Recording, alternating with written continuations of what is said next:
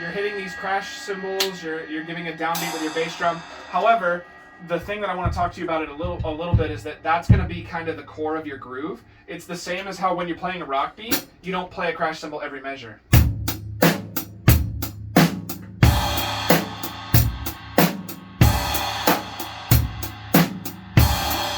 Right? It's a little bit tedious. It's a little bit too much. So you can kind of play it.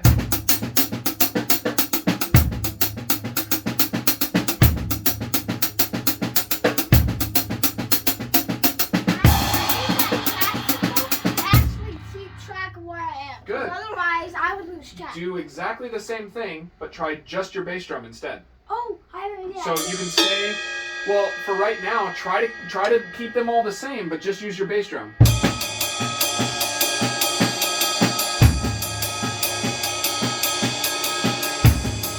Right? Then your bass drum still keeps track of it.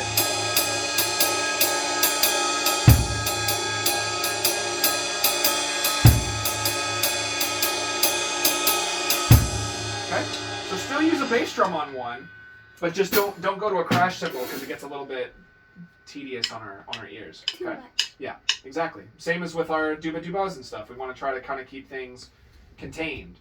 When we're meant to get big, the drums can do it. So we get big, metal, punk, any of that kind of stuff that really wants us to start slamming. You know how to do it. I know you got the muscle for it. Okay, but for things that require a little more, this is gonna be a tricky word. Have you ever heard finesse? Have you heard that word before? Yep, and that one sounds like finesse, super fancy. Mm-hmm. Like, finesse means less, I guess, brute strength, and it's usually a little trickier or a little bit more technical. It's more difficult, it's fancy. but not from like a strong standpoint. You don't like your cursive muscles. Writing takes more finesse than printing. Yep. Mm-hmm. Or manuscript. Manuscript is printing. Or something like this would take finesse. Because I have to spin it in between my fingers, as opposed to this one, which is the one that most drummers learn, which is cool, but it's less risky and it's quicker to learn. This one took me a long time. I actually tend to not recommend it because of how long it took to learn, and it serves the same purpose. Everyone sitting out in the audience, they don't know the difference between this and this. This one's way riskier and took me forever to learn. I just didn't know about that other one. Did you like bonk, bonk, bonk, bonk, bonk, well, bonk, bonk? I did it like this. So I would sit when we were watching TV or movies, and I would just do it like this. So I would use my other hand to guide it until I didn't need it anymore. Well, wait, So I would don't hold you it do it like on like every finger? Like one here, then another one there. See what he was just doing? He was explaining. So, But let's go back to your mambo thing, because otherwise you'll be stuck on that all lesson. You'll be working on this the whole time. So I go in between the fingers, but then at that point I have to go behind both of those fingers to start over. I can do that. But it takes a long time. Okay? So give me another mambo. On the downbeats, instead of hitting a bell or hitting a crash cymbal or something like that, just give me, and again, it's not metal, so give me a bass drum, but don't stomp the heck out of it, okay? Can you try that for me? I'm gonna go turn the AC on if I can squeeze past you real quick. It's getting a little warm in here. But go ahead and work on that while I'm getting the air on, okay?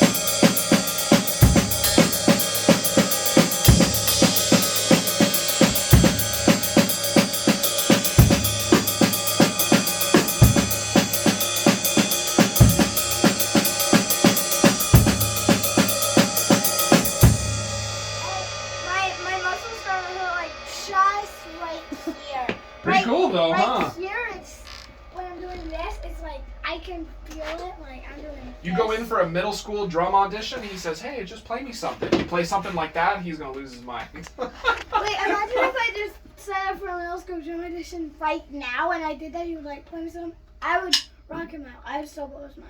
Right now, I would have you play your bossa for him. Yeah. No, I would do my mambo. My mambo. Well, the mambo's cool. The problem is that with your bossa, you know more stuff. You could play a bossa tune. You can do some fills with bossa. It feels a little bit more comfortable. Right now, this is only just a rhythm. It's very comfortable for me. The mambo? Yeah. Great. So can you fill and go back into it? So. That one I haven't worked on 2, yet. 3.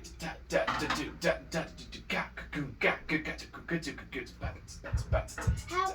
Right? Yeah, that's why I said I would do your Yeah. bossa if you were trying So right now. that's why. So spend some time with it. You know, you can. That's what you can practice this week. So when you're practicing your mambo, do 4-bar phrases like we've done with everything else, or 8-bar phrases.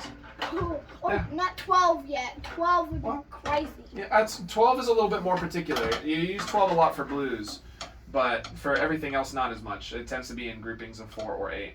But yeah, if you could hang on to that for 7 bars, like clean and tight and with the metronome locked in, and then you pulled out a cool fill, that'd be really impressive. Be really cool. Even for a 7 and 8-year-old. Especially. I'm gonna turn 8. Yeah. I'm gonna Bubba's. turn 8 next drum lesson. You actually, yes. Oh, yes, wow. you are. Okay, that's pretty cool. Is this your last drum lesson as a 7-year-old? Oh man. I'm gonna be 8 before. It's scary, isn't it? the drum- Time goes by. When you guys brought him in here, he was so little. Now I'm gonna be 5 That's feet like tall. that's 4 years, right? Did he come in Almost. here when he was 4? Yeah, almost 5. 4, 7. It's Oh almost been man, I 4 don't have any gray hairs yet, right? Am I doing okay? Yeah, you're good. Yeah, I can feel a little you got some gray hairs down Oh, my there. beard? Oh no. Yeah. We'll talk about it later. Yeah. Not on tape. I